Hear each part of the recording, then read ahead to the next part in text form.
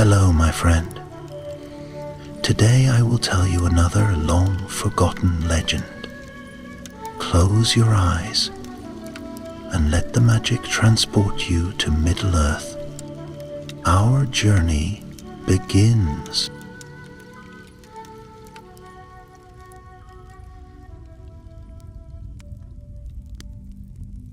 In the ancient days of the world, long before the sun and moon shone as they do now, Middle-earth lay battered and broken under the shadow of a terrible foe.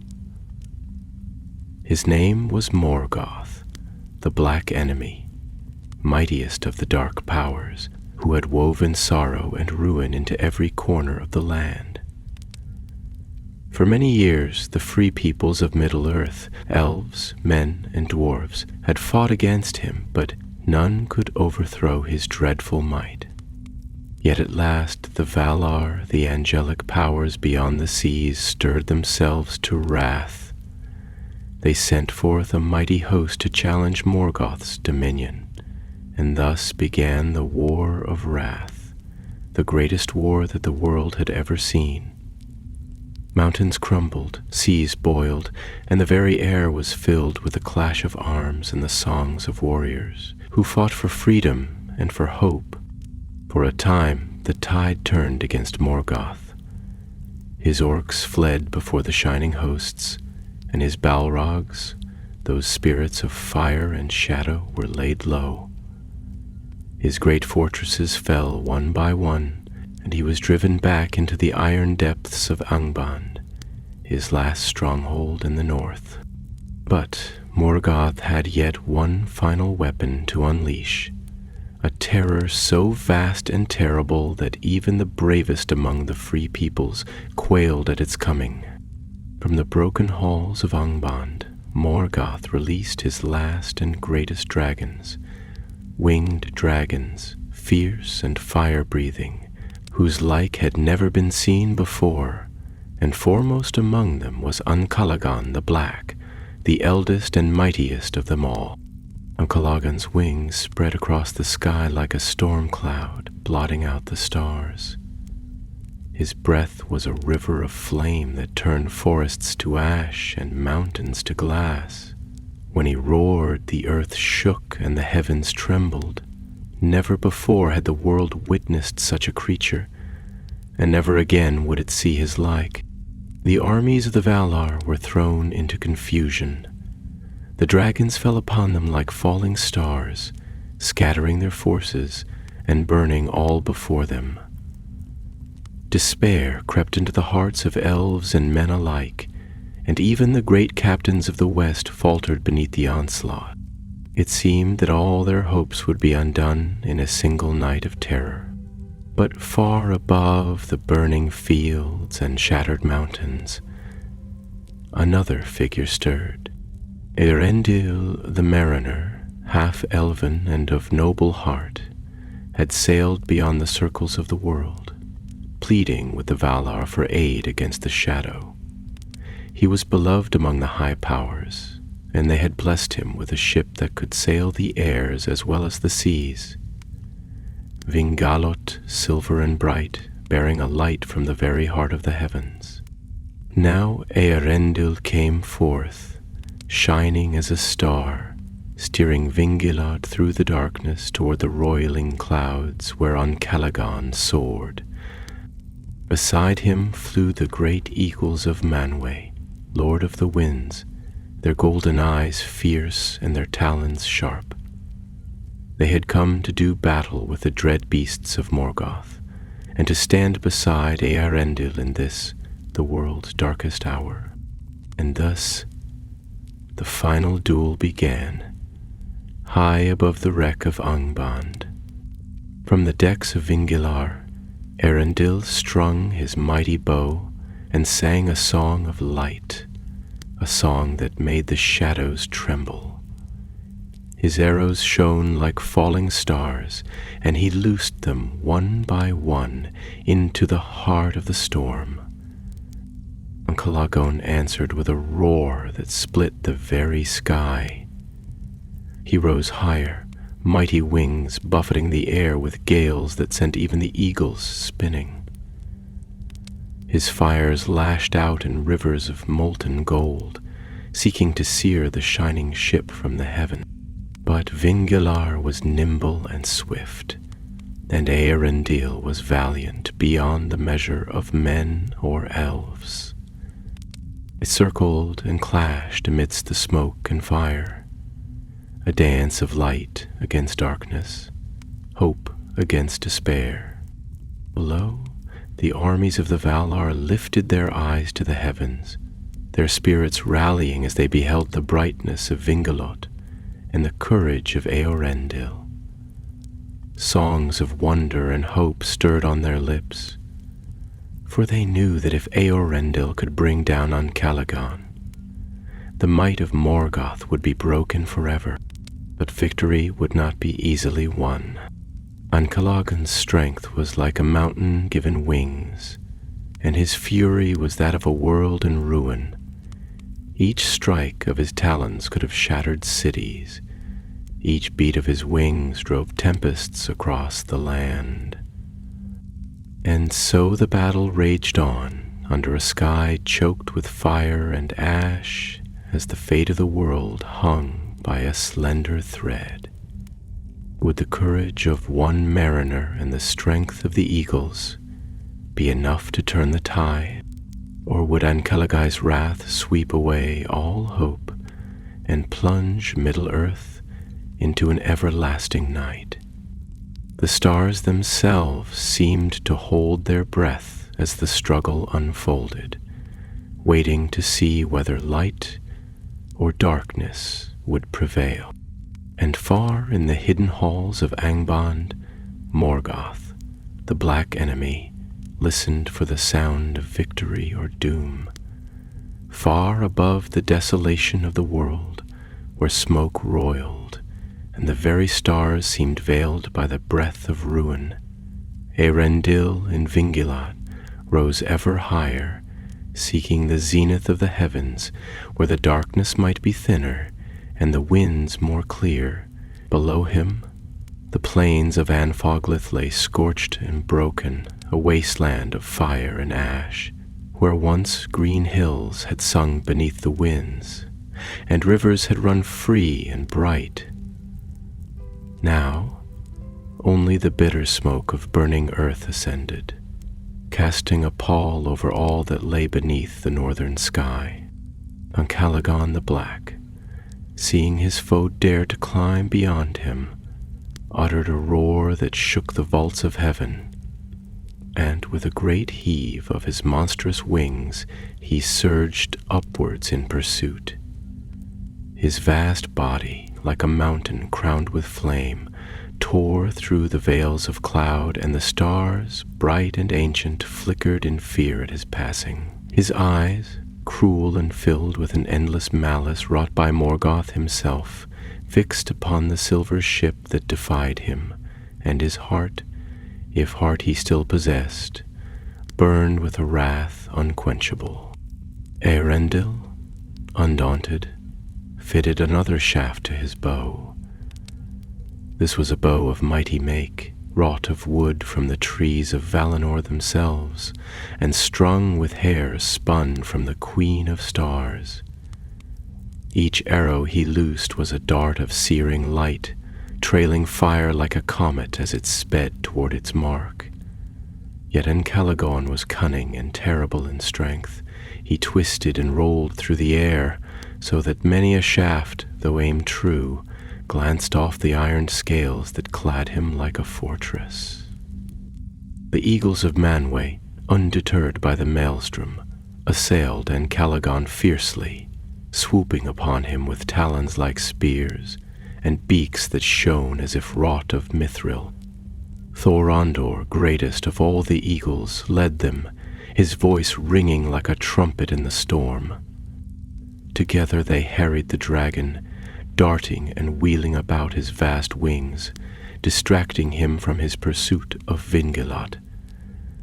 Yet even they, proud and strong, could not long withstand his fury. Many were smitten by fire or by the buffet of his wings, and fell from the sky, their mighty forms wreathed in flame as they plunged toward the ravaged earth. Still Eärendil pressed on, guiding Vingalad with a steady hand, his heart unwavering though the heat of Ancalagon's breath scorched the very air about him. He sang as he fought, a song of old, a song of Elbereth the Star Queen, calling upon the powers that had set the stars aloft in the deeps of time. And as he sang, a light grew about him, a light pure and clear, so that the darkness recoiled, and the fires of Ancalagon's wrath seemed to falter. And below, the armies of the west, beleaguered though they were, beheld this light and took new heart. They lifted their banners once more, and their captains called them to renewed battle. Thus the war raged both upon the ground and in the air, a tumult of fire, steel, and sorcery, such as had not been seen since the world's shaping. Yet Ancalagon, though mighty beyond all reckoning, had been roused from his slumber too soon and too violently. The ancient spells that Morgoth had laid upon him were strong, but not inexhaustible. Rage and battle-lust consumed him, but deep within the marrow of his being the first seeds of weariness were sown. And Eärendil, seeing that the monster's strength, though vast, was not without limit, gathered all his might for a final assault. Vingalad plunged from the heights, its silvery prow cleaving the darkness like a sword. Straight at Ancalagon Eärendil flew, loosing arrow after arrow in swift succession, each one striking with the force of a thunderbolt.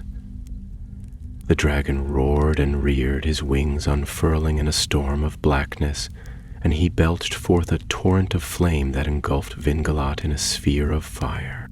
For a terrible moment all seemed lost, but out of the inferno the ship burst forth, unmarred, for it was hallowed and protected by the blessings of the Valar. And with a cry that echoed from peak to shattered peak, Eärendil loosed his final arrow, a shaft of such brilliance that the very heavens blazed with its passing. The arrow struck Ancalagon in the breast, piercing through scale and sinew, and a shudder went through the vast frame of the beast. His wings faltered, his roar of fury turned to one of anguish and despair, and, writhing in agony, he began to fall. Slowly at first he descended, but gathering speed he hurtled downward, a black comet trailing ruin behind him. All the hosts of the world looked up and beheld the fall of Ancalagon, and a great cry went up from the armies of the Valar, a shout of wonder and of hope renewed. For the mightiest of Morgoth's servants was vanquished, and his dominion at last was beginning to crumble. And so Ancalagon fell, and the earth quaked beneath him. But where he would fall, and what ruin he would wreak in his death, none yet could foresee. With a sound as of the earth crying out in pain, Ancalagon the Black fell from the sky, and the heavens themselves seemed to recoil at his passing. Down he plunged, a shadow wreathed in fire, his vast wings folding like the broken sails of a doomed ship, his roar dwindling into a low thunder that rumbled across the sundered plains. The ground beneath the hosts of the Valar trembled, and many among the elves and men fell upon their faces in awe and dread, for never had such a ruin been seen in the circles of the world. Thus it was that Ancalagon came crashing upon the towers of Thangorodrim, the mountains Morgoth had heaved up in ancient days, black and crowned with poisonous fumes. These peaks, tall and terrible, had long stood as the grim symbols of his dominion, piercing the sky with their jagged crown. But now, As the body of Ancalagon smote them in his death, the towers of Thangorodrim were broken in pieces, and their mighty roots were torn from the earth, casting down vast avalanches of stone and flame. The smoke and dust of their ruin rose in a cloud that blotted out the sun, and the world was darkened as if the end of days had come. Morgoth, deep within the dungeons of Angband, felt the fall of his champion as a wound to his very spirit. Fear, the like of which he had not known since he first beheld the light of the Valar, gnawed at his heart, and he knew at last that his power would not endure. Long had he trusted in his dragons, those dread creatures wrought of fire and hatred, and above all he had set his hopes upon Ancalagon, who alone might have turned the tide of doom. Now that hope was ended, and the walls of his fortress shook with the coming wrath. Erendil, aboard the shining Vingelot, hovered still above the ruin, his bow unstrung and his heart weary but steadfast. His face was grim, and the light that had surrounded him in battle now softened, dimming to a steady glow, like the evening star that watches over the coming of night.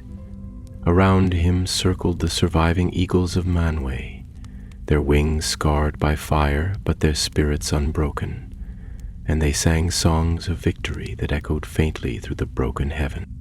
Then it was that the host of the Valar, heartened beyond hope by the fall of Ancalagon, lifted their banners anew and pressed the assault upon the ruins of Angband.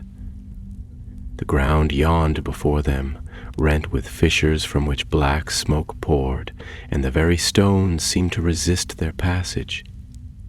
But they came on with the thunder of a rising storm, led by Eonwy, the herald of Manwë, whose bright armor gleamed even through the ash-laden air.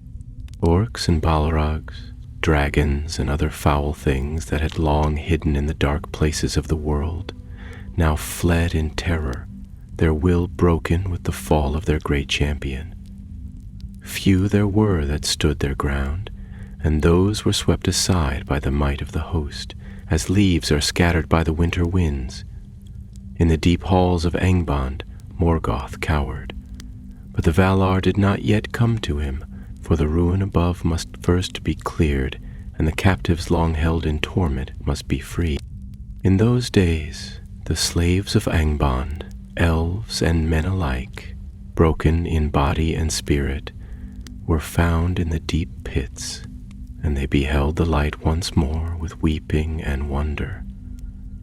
Some had been taken in the earliest days of strife, and the memory of freedom was but a fading dream. Yet now they were lifted from despair, and the cries of their deliverance mingled with the songs of the victorious host. But the land itself was marred beyond reckoning. Great rifts and smoking chasms scarred the face of Middle-earth, and rivers of molten rock flowed where once clear streams had danced. The ruin of Thangorodrim spread for leagues, a wasteland of shattered stone and poisonous fume, and it was said by the wise that never again would that place know the touch of green things, nor the songs of birds. Still, the war was not yet ended, for Morgoth, though defeated in the field, had not been taken. Deep he delved in the earth, seeking to hide himself from the vengeance he knew must come. Yet the Valar were not to be denied, and their power long restrained now moved like the slow, inexorable grind of mountains, overwhelming all that stood against them. Thus it was that Eonwy gathered the host and ordered the assault upon the very roots of Angband. The captains of the Valar bore great hammers and swords of light, and with these they smote the gates and towers of Morgoth's fortress. The sound of their blows rang out across the land, a hammering more terrible than thunder, and the stones themselves cracked and splintered under their might. Long they labored, and the heavens wept rain mingled with ash, and the earth groaned beneath the weight of their endeavor. But at last the gates of Angband were broken, and a deep wind rushed forth, cold and foul, carrying with it the stench of death and despair. Then, at last, Morgoth was brought forth, bound in chains wrought by the Valar themselves, so strong that not even he could break them. His crown was beaten into a collar for his neck, and his hands, once so mighty in the shaping of the world and the twisting of its beauty to evil, were shackled with unbreakable fetters. Thus ended the War of Wrath, the greatest of all wars since the world's beginning, and the power of Morgoth was broken forever. Yet though the black enemy was cast down, the scars he had wrought upon the world would endure through many ages, and the memory of his terror would haunt the hearts of elves and men until the breaking of the world itself.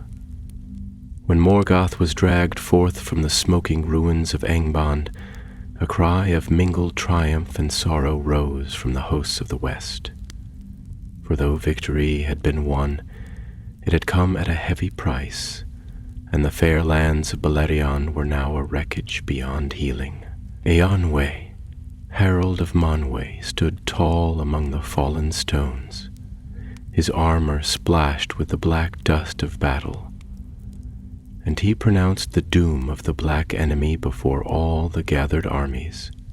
His voice, clear and terrible, rang over the broken plains, and the very stones seemed to heed his words. Yet Morgoth, once the mightiest of the Valar, crouched low and did not speak, for all the power of pride and guile had been stripped from him, and he was like a withered thing, a husk of what he had once been, his malice now clothed in fear. His eyes, once burning with a fire that could cow even the proudest, were dulled, and he dared not raise them to meet the gaze of Eonwe or the captains of the Valar. Thus the great and terrible was made low, and all who beheld him knew that evil, though fierce and terrible for a season, was in the end but a shadow that fled before the light.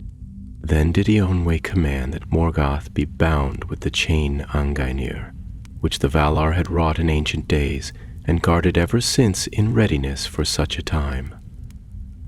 7 times it was wound about him, binding him hand and foot, and with mighty force he was hurled upon his face, and the earth trembled under the fall of him who had once challenged the very thrones of Arda. Now the hosts of the west turned to the cleansing of Angband's ruin, and to the tending of those who had been freed from its darkness. Many labors lay before them, and the songs of mourning and of healing rose together in that place where once only cries of agony and fear had been heard. The captives, long tormented and bereft of hope, were gently gathered and brought into the light, where the healers of the Valar tended them with songs and with waters drawn from the clear fountains of Aman. Slowly, as the days passed, the spark of life returned to their eyes, and they lifted their faces to the sun and the stars with wonder and with tears. Yet the world was sorely wounded, and much that was fair and free in Beleriand was lost forever. The tumults of the war had sundered the lands, and great waters, unleashed from their bounds by the breaking of Thangorodrim and the shattering of the earth, now poured forth, swallowing whole valleys and mountains, reshaping the face of Middle-earth. Rivers were turned aside, forests were drowned, and where once had been green fields and golden woods, there now stretched a wide and unquiet sea. Thus, in the fullness of time, much of the realm of the elves and the dominions of men were buried beneath the waves, and the havens that had known the laughter of the Eldar became no more than dreams and memories. Only in the high places and the westernmost lands did the children of Iluvatar find refuge, and even there the scars of war were not wholly hidden. Yet amid this ruin, a great hope was kindled, for with Morgoth's defeat, a shadow was lifted from the hearts of all living things. In the western sky, Vingalot sailed ever bright, bearing Eärendil in the light of the Silmaril, a sign and a promise that darkness would not reign forever. Many songs were made of Eärendil's valor and the fall of Ancalagon, and these songs were woven into the lore of elves and men, to be sung in later days when hope seemed faint and the night most deep. And in the high halls of Valinor, beyond the circles of the world, the Valar took counsel concerning the fate of Morgoth. For though he was bound, his evil could not be wholly unmade while the world endured, and many among the wise foresaw that his malice would yet work woe, though he himself should trouble the world no longer. Therefore, it was decreed that Morgoth should be cast beyond the walls of the world into the timeless void, whence no living thing might return. There he would dwell in exile, shut out from the world he had marred, until the end of days, when he would face judgment beyond all appeal. Thus the Valar prepared their ways, and a great host of Maiar and spirits of might gathered, clad in raiment of light and bearing banners that shone like the dawn. They marched to the place of casting, singing songs of power that none could gainsay, and the sound of their singing filled the world with awe. Morgoth, bound and powerless, was brought before the gates of the void, and there he raised his voice in one last cry, a cry of hatred and despair, so terrible that the mountains shook and the seas were troubled even in far-off lands. But it availed him nothing, and with a final utterance he was thrust forth into the outer dark. Thus Morgoth, the black enemy of the world, was expelled from Arda, and the first great shadow passed from Middle-earth. Yet it is said by the wise that Morgoth's spirit, though banished, left seeds of evil behind, which would spring up in later ages, and in this way his malice would yet gnaw at the world, bringing sorrow and strife to the children of Ilúvatar. Thus ended the first age of the world, in ruin and in hope, and the deeds of those days became the foundation of many tales, songs, and prophecies in the ages that followed. Yet though the war was ended and the black enemy cast beyond the circles of the world, the labors of the Valar and of the free peoples were not yet done, for the ruin left behind was great, and the sorrow of Beleriand was deep as the foundations of the earth. In the days that followed the breaking of Angband, the lords of the West set themselves to the task of healing what might be healed, and of ordering anew the affairs of Middle-earth, for they deemed that the children of Ilúvatar, both elves and men, must now shape their own destiny in the lands that remained. Eonwe, mighty among the Maiar, summoned the elves who had fought in the war and those who had dwelt long under the shadow of Morgoth, and he spoke to them with the authority of the Valar.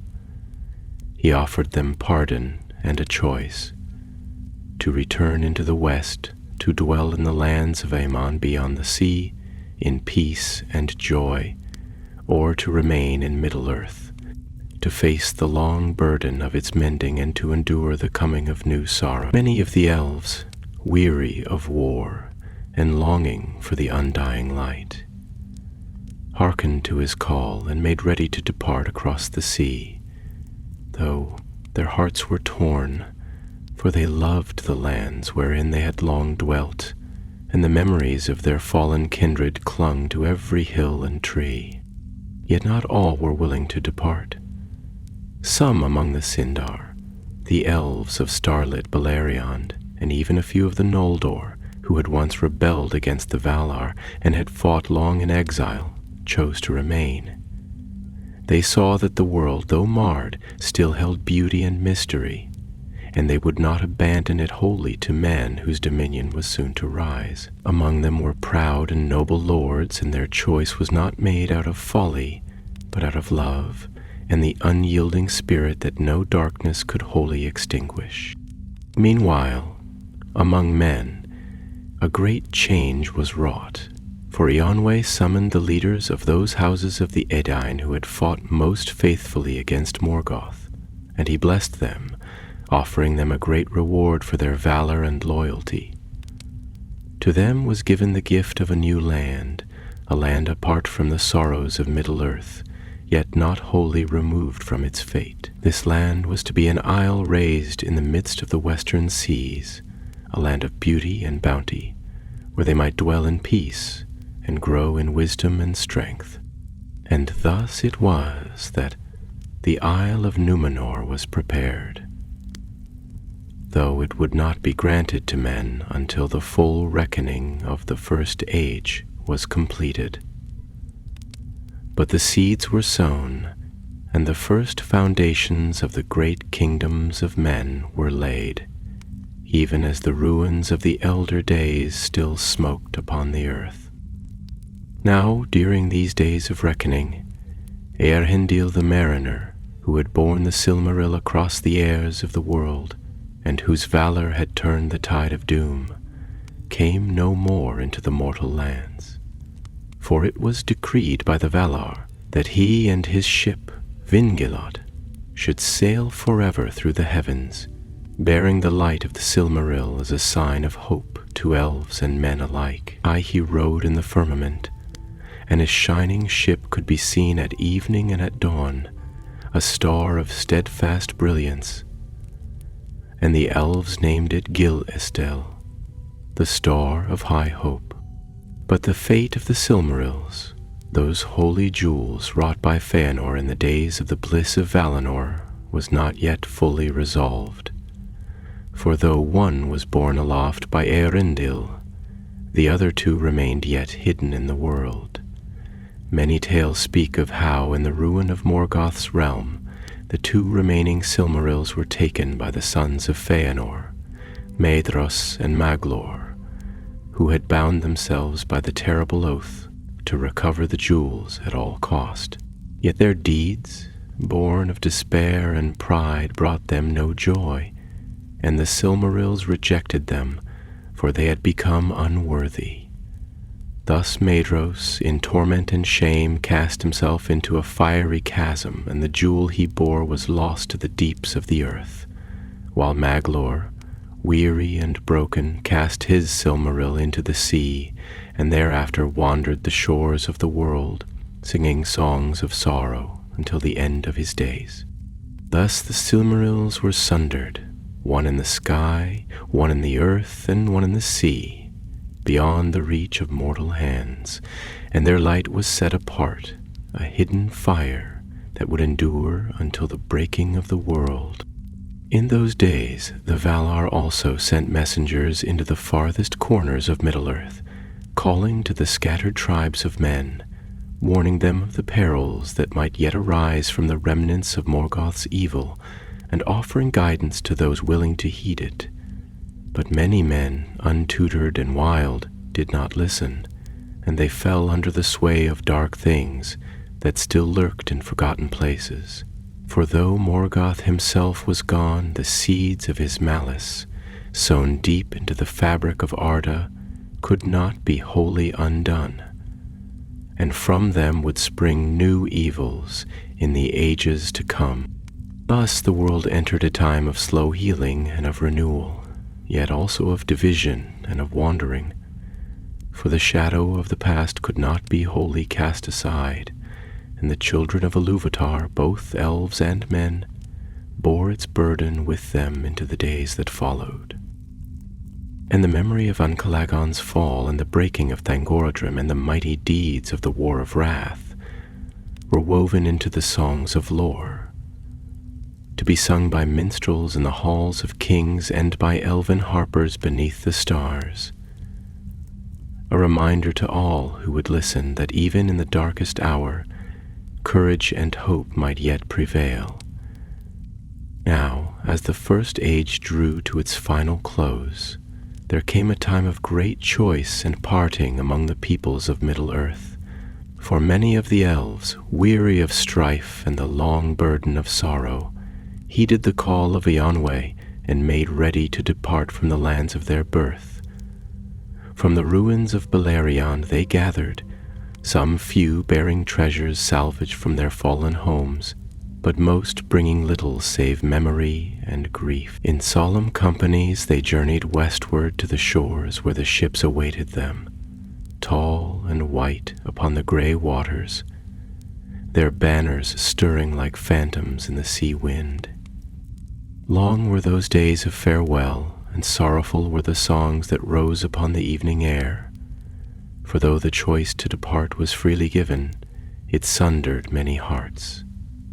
Brothers who had fought side by side against the darkness were parted, for some chose the undying lands, and some remained to endure the slow fading of the world. Lovers and friends stood long upon the shore, hand in hand beneath the stars, speaking little, for there are griefs too deep for words, and the memory of that sundering would echo in the hearts of elves until the end of time. Among those who chose to remain were the Sindar, the grey elves of Doriath and Osiriand, who loved Middle-earth beyond all parting, and would not forsake the lands where the starlight first touched their faces.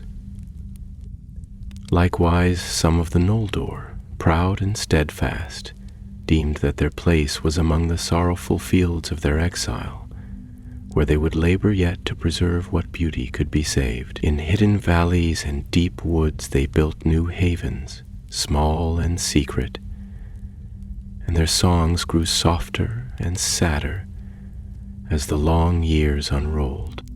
Meanwhile the Valar, having completed their great work of war, turned again to the governance of Aemon, and the ban that had long been laid upon the Noldor was lifted for those who chose to return. The lands beyond the sea became again a place of peace, filled with the light of the two trees' memory, and the shores of Valinor gleam like the edge of a dream in the sight of those who sailed west. But in Middle-earth, the power of men began slowly to wax. Those of the Edain who had fought valiantly in the war were gathered by Eonwe, and they were blessed beyond their kin, for it was decreed that they should depart from the ruinous lands and find a new home prepared for them by the Valar. And so it was that the island of Númenor rose from the sea, shaped by the hand of Osela and the song of Ulmo, a land of green hills and white shores, blessed with long life and great wisdom. Thither the Edain were born, across the sundering seas, guided by the star of Eärendil. And there they founded a mighty realm and grew in power and glory. Their ships became the greatest upon the face of the world, swift and fair, and they explored far and wide along the coasts of Middle-earth. Yet even in their joy, the wise among them did not forget the lessons of the elder days, nor the shadow that had once darkened all the world. There were many lands untouched by the hand of the Valar, and in those wild places the remnants of Morgoth's creatures lurked in hiding, nursing hatred and fear. Dragons without a master crept into the deep mountains. Balrogs, if any yet survived the ruin of Angband, hid themselves in caverns far from the light. Trolls and fell beasts multiplied in secret, and darker things still, whose names are forgotten, wandered in shadow and silence. Though Morgoth himself was cast into the void, his evil could not be wholly banished while the world endured, and the seeds of his malice would bear bitter fruit in the days to come. Thus it was that the second age of the world began, an age of hope, but also of vigilance, for though a great darkness had been defeated, another could yet arise. And even as the first ships of Numenor spread their sails to the wind, and the elves who remained built fair realms in the hidden places of the world, the wise knew that the peace bought by the war of wrath would not be everlasting. But for a time, Middle-earth knew a kind of healing, and the songs of the elves grew sweet once more beneath the stars, though they were songs touched ever with sadness, for the memory of the first age, with all its glories and its sorrows, could not be forgotten. And among men, the tales of Eärendil and of the fall of Ancalagon were told by firelight and in the halls of kings, and they became the bedrock of legend, a reminder of the valor and sacrifice that had once saved the world from utter ruin. In the farthest north, where once the towers of Thangorodrim had stood, there remained a wasteland, desolate and deadly, where no grass would grow and no bird would sing. The very stones were blackened and poisoned by the fires of Ancalagon's fall, and the air was thick with the memory of ancient terror. Few dared venture there, and those who did spoke little of what they had seen. It was said that in the deepest pits, remnants of the old evil still festered, awaiting a time when the vigilance of the free peoples might waver and new darkness could creep once more across the world. Thus, the passing of Ancalagon marked not only the end of an age, but also the beginning of a long watchfulness, a quiet and patient guarding against the evils that would ever seek to rise again.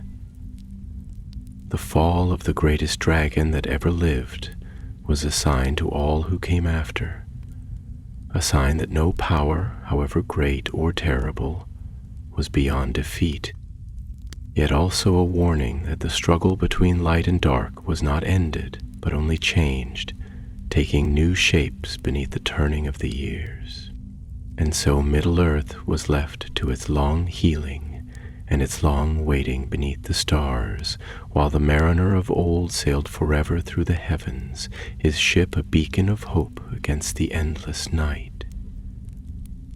In the days that followed the ruin of Beleriand, when the earth was yet raw with the wounds of war, and the seas had claimed vast tracts of the western lands, those elves who remained behind in Middle-earth began slowly to fashion new realms amidst the wilderness and the wreckage. For though the memory of the ancient kingdoms lingered, their proud halls and shining cities were no more, save as broken stones beneath the encroaching forests and the restless waters. Many among the Noldor turned their steps eastward, seeking lands untouched by the great ruin, and there they founded hidden strongholds and secret havens, dwelling apart from men for a time, for the grief of the elder days lay heavily upon their hearts. Thus it came to pass that in the woods of Lindon, west of the Blue Mountains, where the land still bordered the newly risen seas, Gil-galad, son of Fingon, and last of the high kings of the Noldor, established his realm. There he gathered the remnant of his people, both those who had returned from the wars and those who had hidden themselves during the dark years of Morgoth's dominion, and he became a beacon of strength and wisdom in a world that struggled to find its footing after the cataclysm. Lindon was a land of fair trees and swift rivers, where the stars shone bright over the waters, and Gil-galad ruled there with justice and with foresight, and the memory of the blessed realm was cherished in his halls. To the east, beyond the mountains and across wide forests, the Sindar and the Sylvan elves also sought to carve out homes anew, though their ways were less grand, and they loved the green growing things of the earth rather than the craft of stone and gem. In time they would found realms in Greenwood the Great and in Lothlorien, and their songs would rise once more beneath the eaves of ancient forests.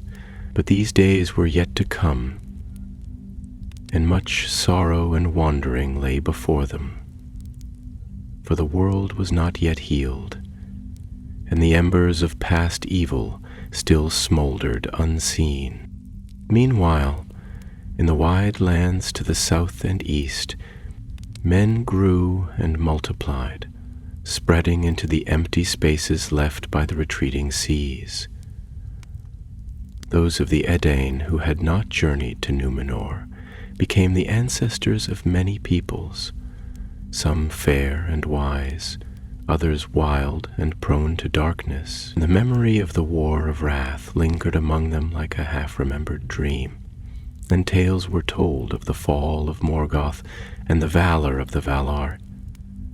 But as the generations passed, these stories became clouded and mingled with fear and superstition, until only the wisest among men could discern the truth from the growing mists of legend. And while the free peoples turned to the labor of renewal and the gathering of new strength, there stirred in the far places of the world the remnants of Morgoth's will. In deep caverns beneath forgotten mountains, or hidden in tangled forests where no elf dared tread, evil things endured and multiplied. Chief among these were the dragons that had escaped the fall of their master. For though Ancalagon the Black was dead, and with him perished the greatest might of the drakes, not all of his kindred had been destroyed. Some few dragons, lesser in power but still terrible in their cunning and malice, fled into the dark places of the earth, and there they brooded in secret. They waxed in strength and in craft, gathering treasures plundered from the ruins of fallen halls, and weaving spells of fear and dominion. They hated the free peoples with a burning hatred, and though they dared not yet assail the great strongholds of the elves, they waited with a patience born of long lives and deep cunning, for they knew that the hearts of men were weak and easily turned to greed and ambition. It is said by the wise that in those days of the early Second Age the seeds were sown of many later sorrows, for in the pride of newfound strength and the confidence of seeming peace, vigilance was lessened, and the memory of ancient evil grew dim among the younger races.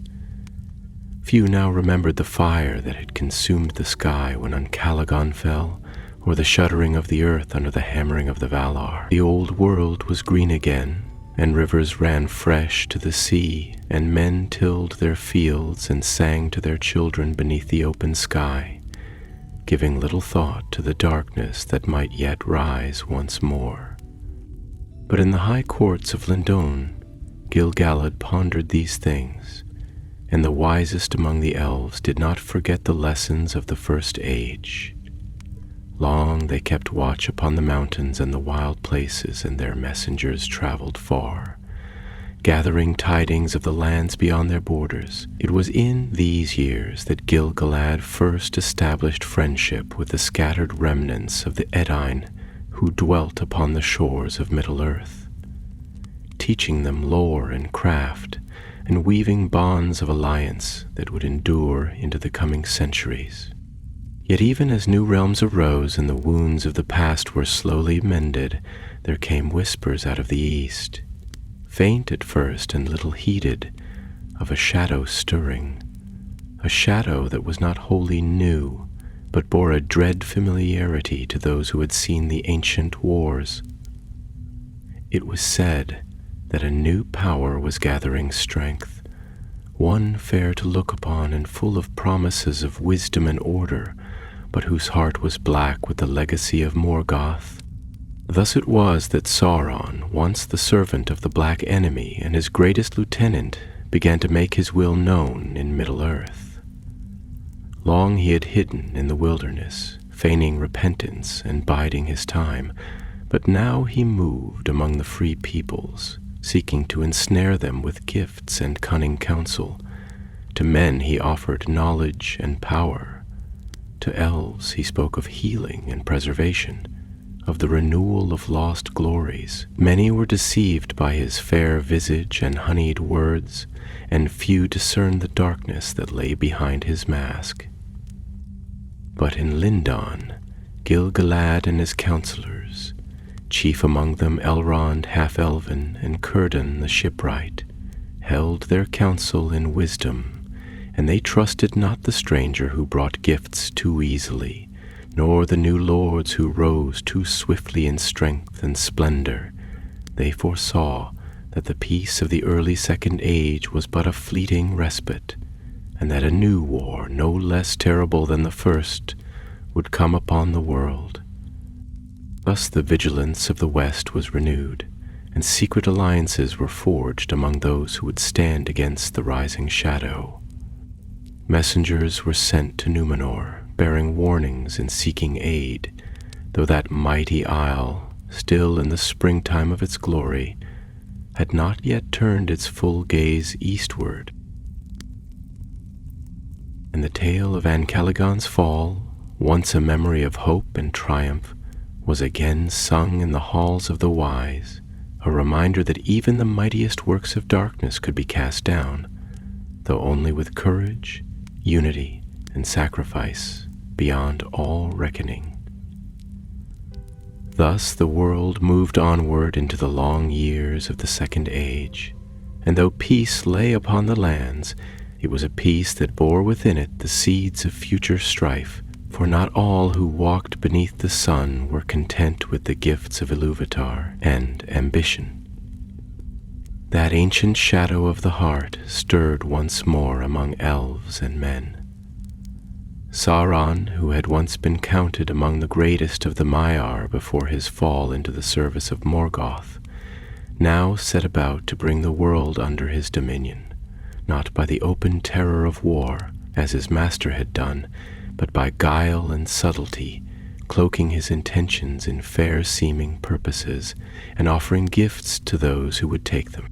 In the lands beyond the misty mountains, he came among the elven smiths of Eregion, where Celebrimbor, son of Curufin and last of the house of Feanor, had established a realm of craft and lore, and to them he spoke of mighty works, of the healing of the hurts of the world, and the preservation of all things unstained by time and decay.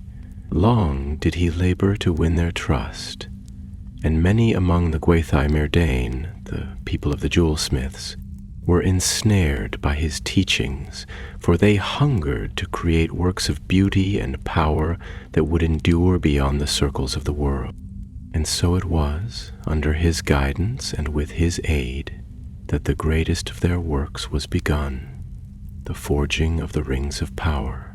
These were wrought with care and skill surpassing any craft since the days of the two trees, and in them was set much of the strength and will of the elven smiths, so that they might preserve all that was fair and hold at bay the slow decay of mortal time. But Sauron's purpose was not the same as theirs, though he spoke honeyed words, for in secret he forged yet another ring, the One Ring, greater than all the others, in which he set the vast majority of his own power, that through it he might dominate all who bore the lesser rings, and through them bring all peoples of Middle-earth into servitude. Yet the elves were not wholly deceived, for the hearts of the Eldar are strong, and when Sauron put on the One Ring, intending to bind them to his will, they perceived his treachery, and were filled with anger and fear.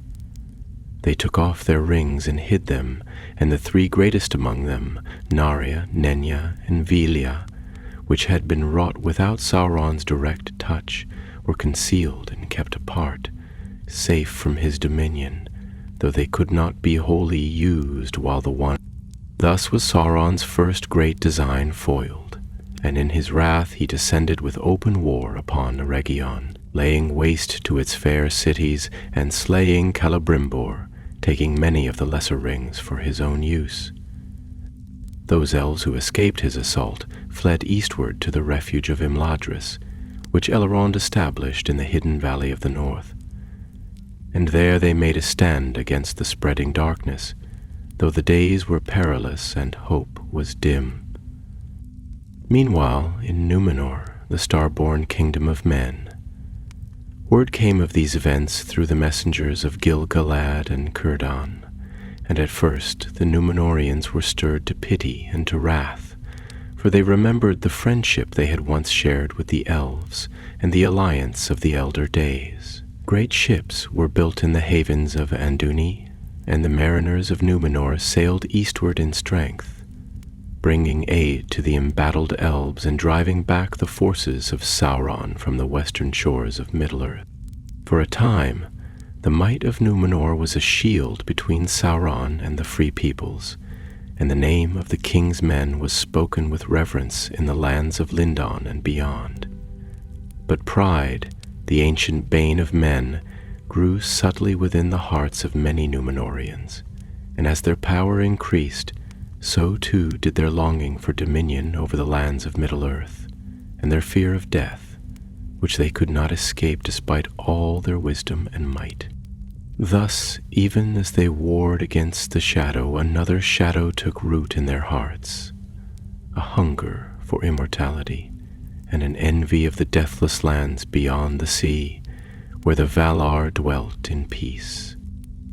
Sauron, perceiving this, laid his plans with cunning greater than any since the days of Morgoth, and bided his time, knowing that the pride of men would be his ally if he could but turn it to his will. And so the years passed, and the Second Age wore on into its middle years. Though Sauron's first assault had been repelled, he was not defeated, and he withdrew into the heartlands of Middle-earth, there to build anew his strength and his kingdom.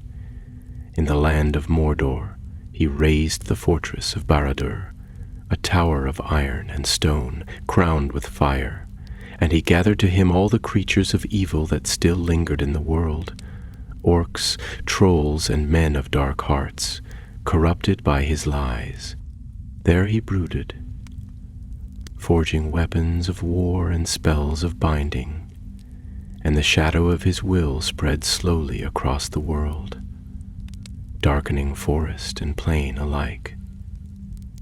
Even those who had not yet heard his name felt a chill in their hearts, and the beasts of the field grew more savage, and the rivers ran sluggish and dark through lands that had once been green and fair, and in the high places, where the eagles soared and the stars burned bright, the wise kept vigil still, remembering the fall of Ancalagon and the ruin of Morgoth, and knowing that though the form of the enemy had changed, the evil that moved behind the guise was of the same ancient and deadly lineage. Thus the days of vigilance began anew, and though many hearts grew weary, the memory of the War of Wrath and of the dragon's fall was a lamp to those who would not bow to fear, a beacon to guide them through the long and troubled years that lay ahead. Now the years of the Second Age rolled onward, and the might of Sauron grew steadily in secret, for though many deemed him broken by the wars of the early age, in truth he gathered power more craftily than Morgoth ever had, leading his dominion not by brute force alone, but by the seduction of hearts and the perversion of hopes. In many lands eastward of the mountains he was already accounted a lord and master, and men who had once been free now bowed willingly to his will, lured by promises of power, wealth, and everlasting life.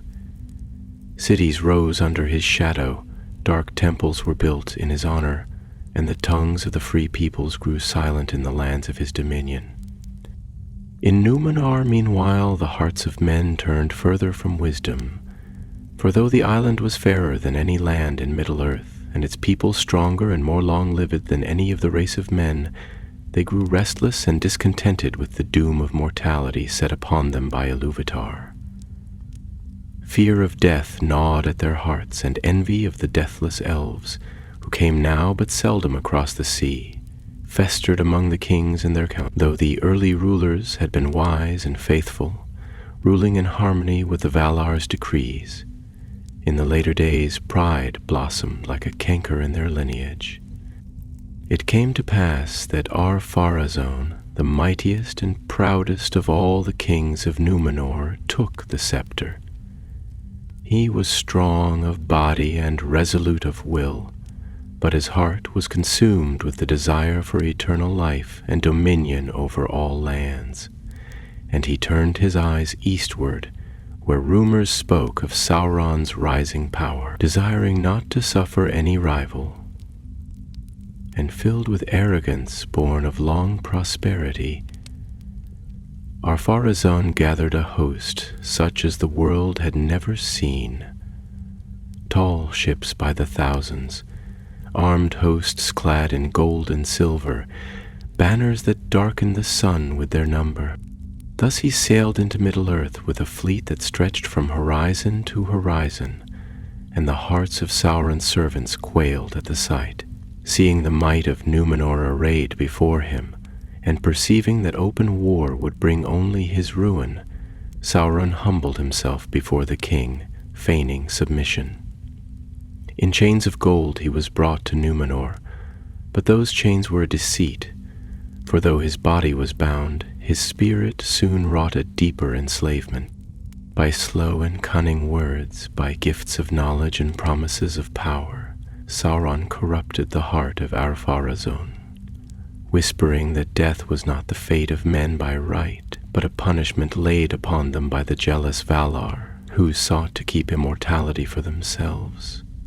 Thus he sowed rebellion against the Valar among the proud Númenorians, and turned their hearts from the reverence of Eru, the One, to the worship of the darkness, and Morgoth, whom Sauron named the giver of freedom. Under his influence, dark temples rose upon Númenor's fair hills, smoke blackened the once pure skies, and blood was spilled upon the altars. The faithful, those who still held to the old friendship with the elves and the memory of the West, were hunted and driven into hiding, and among them were Elendil and his sons, Isildur and Anarion, whose line would yet play a great part in the fate of the world. Thus the doom of Númenor drew near, though few among its people perceived it. The great ships that once had sailed to bring aid and wisdom now bore warriors and priests of darkness. The songs of joy were replaced by cries of sacrifice and lamentation. The Valar, beholding the rebellion of men and their descent into darkness, were filled with grief and foreboding. Yet they did not move against Númenor, for they were bound by the decree that the children of Ilúvatar should have free will, and they feared to unleash a wrath that might mar the world irreparably. But Ar-Pharazôn, urged by Sauron and blinded by pride, resolved at last upon an act of madness. He would sail to Aman itself, the undying lands, and wrest from the Valar the gift of eternal life, by force if need be. Thus he prepared his fleet anew, a host greater than any the world had seen or would see again, and he set his course for the Forbidden West, a deed forbidden since the shaping of the world. The ships of Númenor passed into the westering seas, black and golden, their sails like storm clouds, their prows crowned with fire. The earth groaned at their passing, and the Valar, seeing that the will of men had overstepped all bounds, cried out to Ilúvatar. Then Ilúvatar himself moved, and a great cataclysm was unleashed. The seas rose in vast walls of water, the mountains were shaken, the world was changed. The fleet of Ar-Pharazôn was swallowed by the sea, and the ships of Númenor were dragged down into the abyss, and the king himself was trapped under falling hills beyond the reach of mortal hands. And Númenor, the fair island, proudest work of the Valar's grace to men, was utterly destroyed. The land sank beneath the waves, and only a whirlpool and a darkness remained where once its towers had gleamed beneath the stars. The cries of its people were lost in the roaring of the sea, and the glory of Númenor was ended forever. But not all perished. The faithful, warned in secret by the Valar through dreams and visions, had made ready ships of their own, and under the leadership of Elendil and his sons they fled eastward before the doom fell. Through tempest and darkness they sailed, guided by the light of Eärendil shining in the heavens, until at last they came to the shores of Middle-earth. There they established the realms of Arnor in the north and Gondor in the south, and though their strength was greatly lessened from the glory of Númenor of old, they carried with them the memory of the West and the wisdom of their ancient heritage. Upon their banners was the emblem of the white tree, a symbol of hope and remembrance, and though many sorrows would come upon them in the ages that followed, they endured as a light in the gathering shadow. Thus was the world changed, Númenor lost beneath the sea, Aman hidden forever from mortal lands, and the lands of Middle-earth left to their own fate.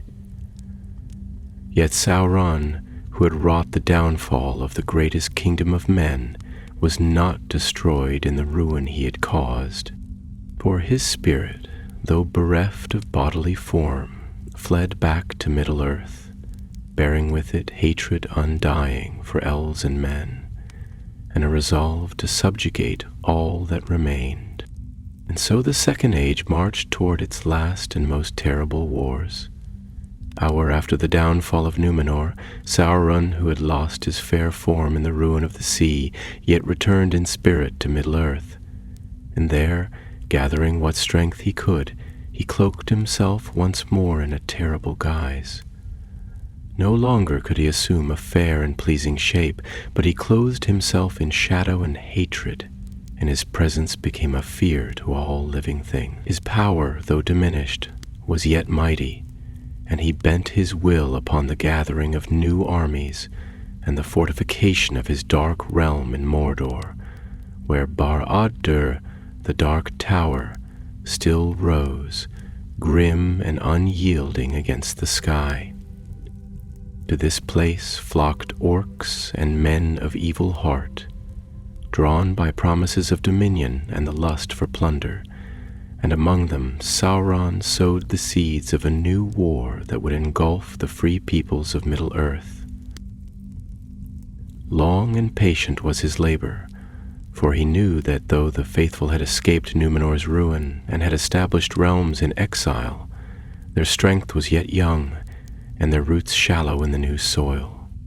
Thus Elendil, High King of the Dúnedain, who ruled in Arnor and watched over Gondor through his sons Isildur and Anarion, set his gaze ever westward, knowing that the power of Sauron would not long remain idle. Strong towers were raised and cities fortified, and the white tree, scion of Nimloth, that had bloomed in Númenor, was planted anew in Minas Ithil, as a sign of hope and a memorial of the friendship of the Eldar and the Edda. Yet despite all their labor and watchfulness, Sauron struck with sudden might, and his hosts poured forth from Mordor like a tide of blackness. Minas Ithil fell beneath his onslaught, though Isildur, escaping with a seedling of the white tree, fled northward to his father. The Nazgûl, the Ringwraiths, chief among Sauron's servants, rode now openly, terrible to behold, and fear spread through the lands like a poison. In this dark hour, Elendil and Gil-galad, High King of the Elves of the West, took counsel together, for they saw that alone neither elves nor men could hope to stand against the might of Sauron. Therefore they forged the last alliance, a pact sworn in blood and hope, and their banners were gathered from all the free peoples willing to make war upon the Dark Lord. From Linmond and Rivendell came the elves in glittering companies, fair and terrible to behold, and from Arnor and Gondor came the hosts of men, bearing swords of Westernesse, and shields bright with the emblems of their lost isle. Dwarves also answered the call, few in number but of great valor, and even among the wild peoples of Middle-earth there were those who rose against the gathering darkness. Thus it was that the last alliance of elves and men was formed, and in solemn ceremony upon the plains of Rivendell they swore their oaths beneath the stars. Songs were sung, and swords were blessed, and the hosts marched eastward, with banners flying and horns sounding across the wide lands.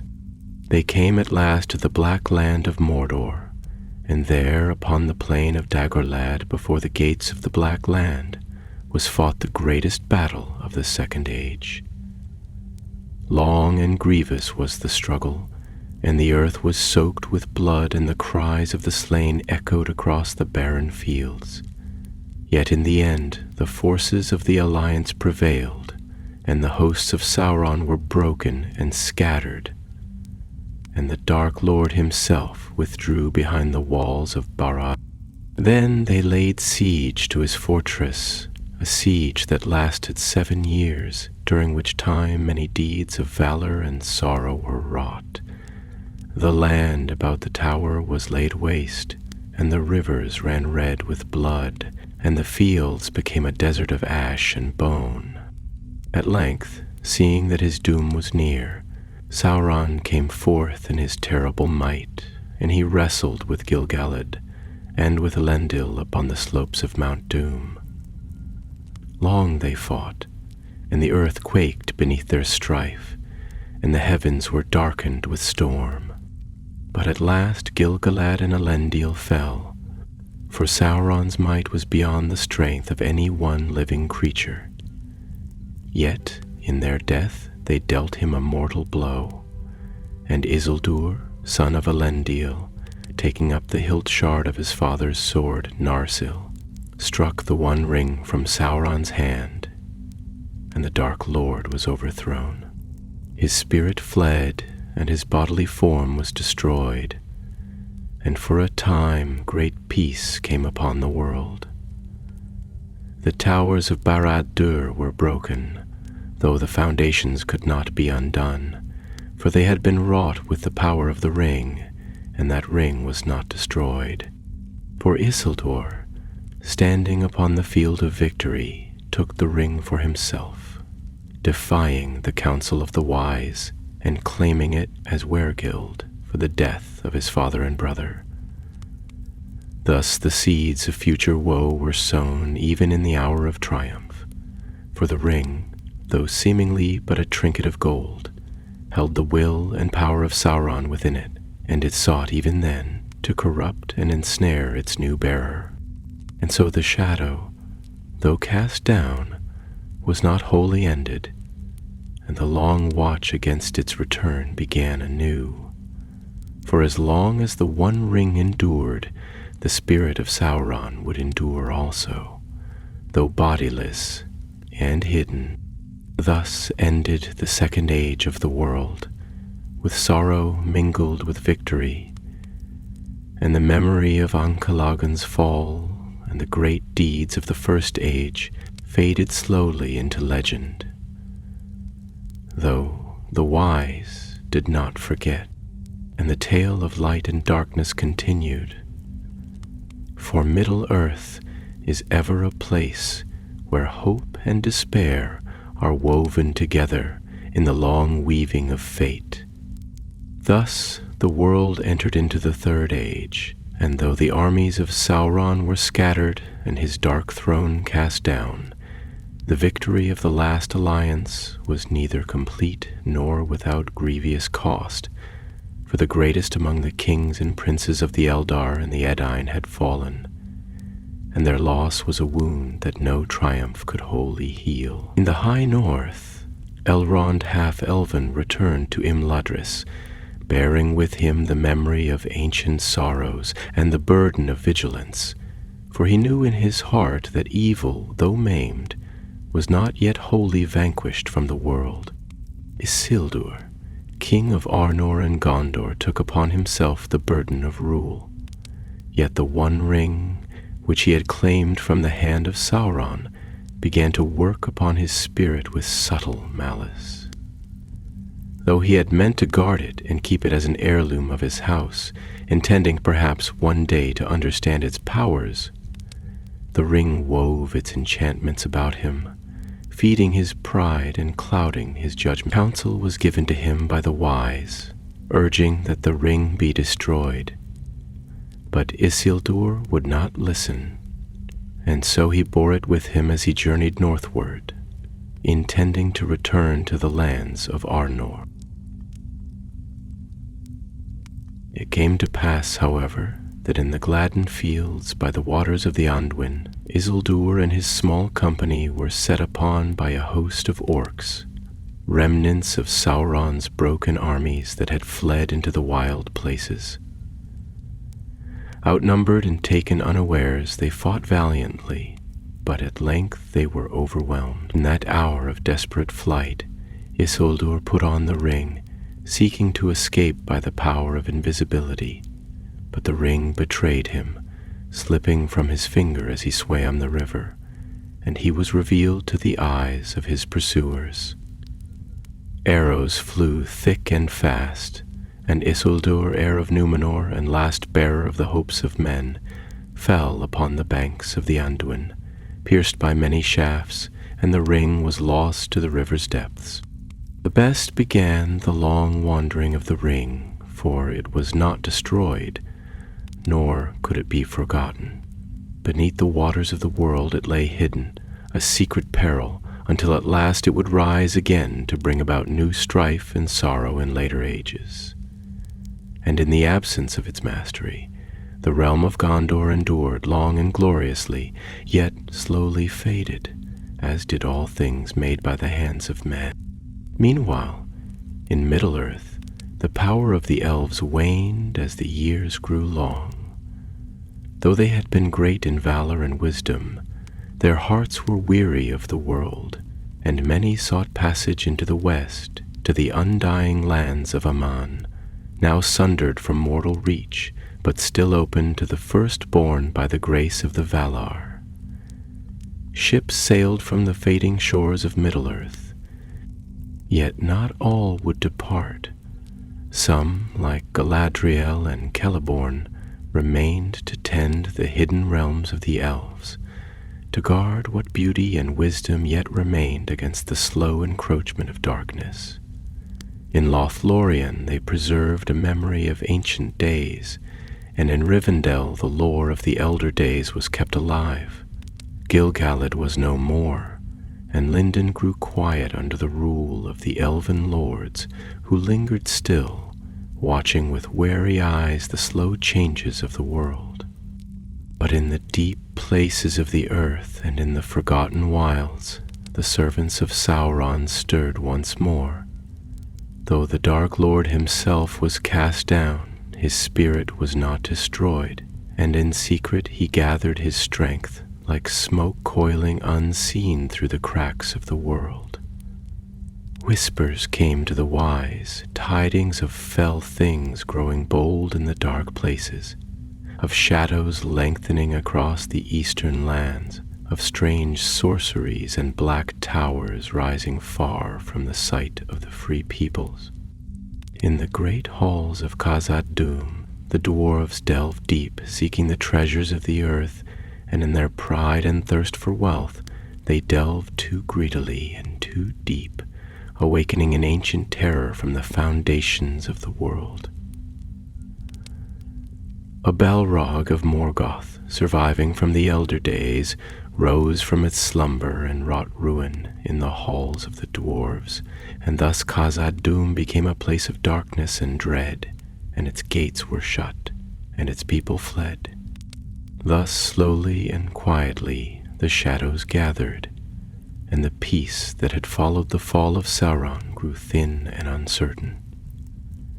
In the north the kingdom of Arnor was divided among the sons of Isildur, and in its weakening evil things crept back into the lands once guarded by the strength of Númenor. In the south Gondor stood proud and strong for many years, but its kings were beset by war and plague and internal strife, and the line of Anarion faded into Stewart, and still the One Ring lay hidden beneath the waters of the Anduin, lost but not destroyed, a peril sleeping in the deep, awaiting the hour of its return. For the power of Sauron was bound to it, and while it endured, he could not wholly perish. His spirit, though diminished and formless, endured, a lurking malice seeking the means to take shape once more.